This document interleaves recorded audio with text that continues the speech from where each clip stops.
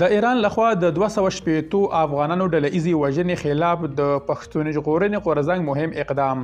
د پښتون ژغورنې غورځنګ د ایران پر وړاندې مهمه هڅه پیل کړې. درنو لیدونکو ستړي مه شئ. د پښتون ژغورنې غورځنګ غړي وایي د افغانانو د وژلو په غبرګون کې په واشنګټن کې د ایران کونسلګرۍ مخې ته لاریون کوو. د پښتون ژغورنې غورځنګ د واشنګټن څانګه خبر ورکوي چې د افغانانو د وژلو په غبرګون کې سبا د جمعې پر ورځ په واشنګټن کې د ایران کونسلګرۍ مخې ته لاریون کوي. دوی وایي د افغانانو ډله ایزه وژنه د ایران ستر جنایت دی.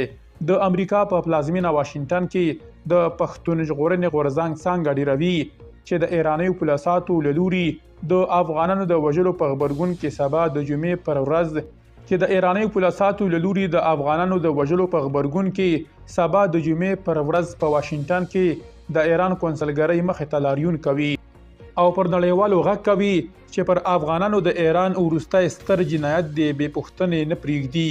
هغوی د نورو هیوادونو له وګړو هم غوښتي چې د افغانانو پر وړاندې د ایران د دغه ستر جنایت د غندلو لپاره په یاد لاریون کې ورسره یو ځای شي. دوی وایي د ایران فاشیست رژیم دغه کړنه وغندي چې له 250 څخه د ډیرو افغان کډوالو ډله ایزه وژنه یې کړې ده.